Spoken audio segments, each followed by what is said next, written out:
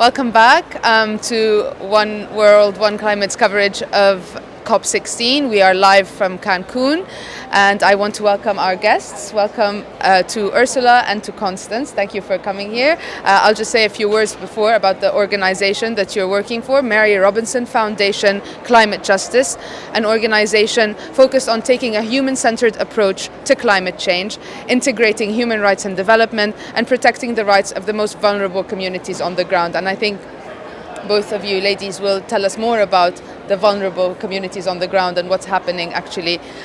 We'll start with Ursula. Ursula, you're from Papua New Guinea. Can you describe to us what the situation on the ground there is like, especially for women? Okay, Papua New Guinea is a country with 5.7 million people.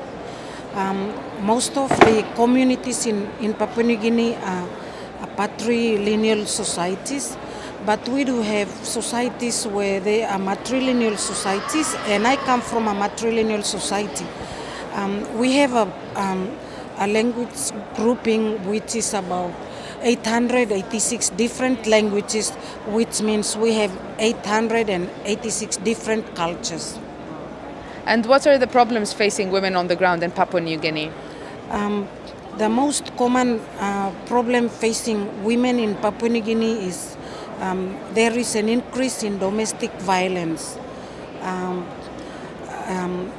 It's not only physical, but it's also emotional violence, because women have to walk very long distances to fetch water for daily sustenance of their families. Women have to work very hard in the garden, as well as maintain the livelihood of their own families. And let's get an idea from Constance about Uganda. Could you tell us a bit about what women issues are mostly being faced by women there? I'm Constance Okollet from Uganda. Constance, I'm sorry. Yeah, I'm Constance Okollet from Uganda. The problems women face down there is hardship due to climate change. In the past, women used to live very easy life. We used to have simple and good living conditions. But these days, due to climate change, women get a lot of hardship due to production. Women are the people who produce food, who produce children. Working around the 24-hour clock is the woman doing all those activities. But you find them these days, it's harder. Like when I begin with the small story, in 2007 we had floods. It came, it covered the whole village. We went out and we had to rescue only the lives of children and ourselves.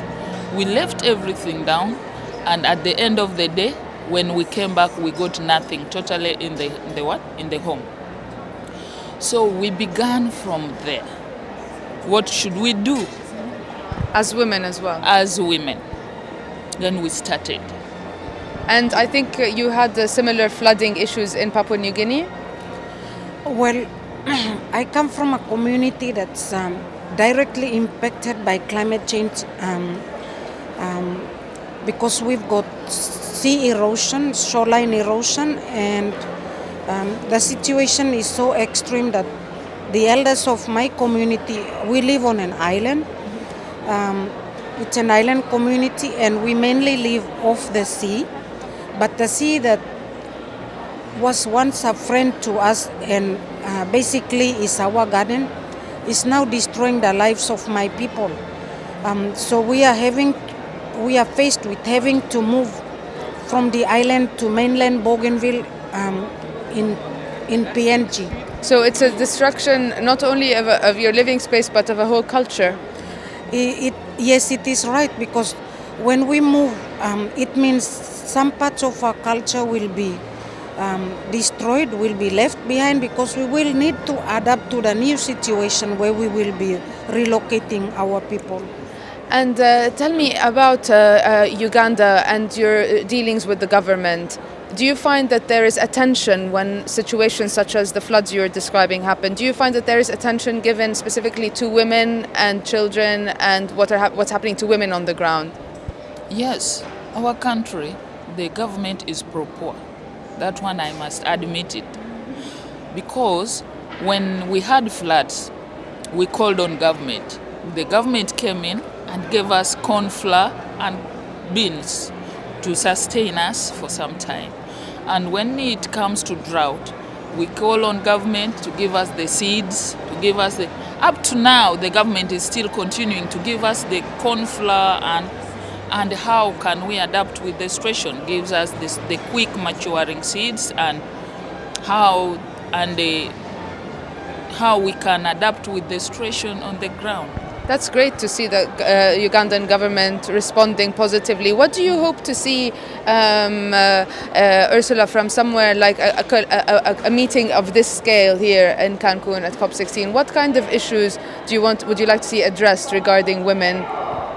The most possible outcome I'd like to see here in Cancun is that leaders to take a positive change in making sure that they go back to their own countries and when they talk here about cutting emissions, they will practically have to cut emissions. And we are not just talking here about 10% cut. We are talking here about a bigger cut that basically can put the earth back to where it is.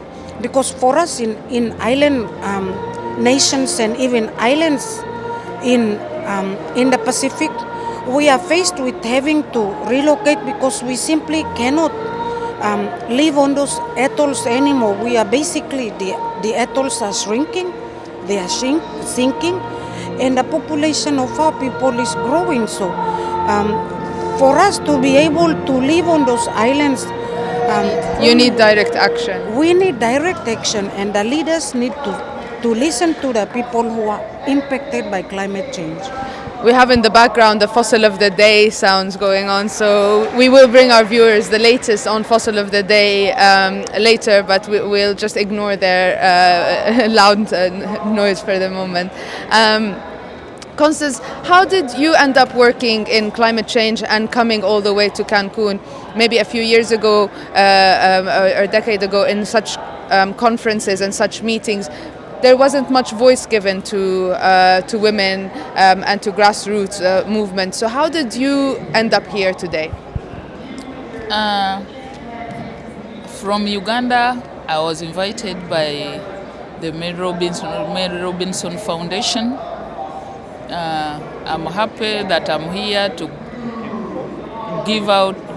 bring the views at the grassroots and how we are suffering down there. And it's good that everybody will get my voice, everybody will get my word, and everybody will act on it. And what I would also ask the whole world to do, that if they could reduce the emission, 1, 2, and to give the adaptation fund to the poor communities, to the suffering communities, like the developing countries, like Uganda. We are suffering the effects of climate change. We don't even know how is it and where is it from and why should it be there. And we are suffering. And we ask the adaptation fund should go directly to the community. There are NGOs that can help us because NGOs help more than government. We ask those people who, if they are putting their funds, they put directly to the NGOs. The NGOs come down to the community and the community can be given that fund at least to adapt with the situation at the grassroots, at the lower level. And now that you've mentioned funding and funding reaching the communities, how important are women's roles when it comes to funding? So when do they think the women should be handed the money, as it were? Well, so far women are the best managers when it comes to finance. And you talk about third world nations and governance, bad governance. It is because most third world nations are being run by men.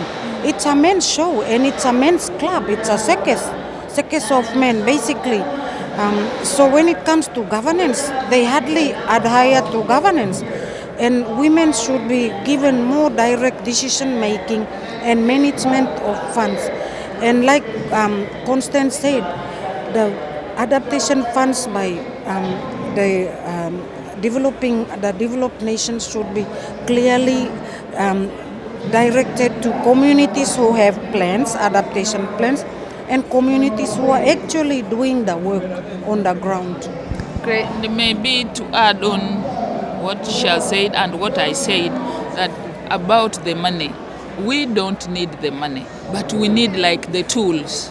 When we are given the tools, What kind of tools, for example, in Uganda?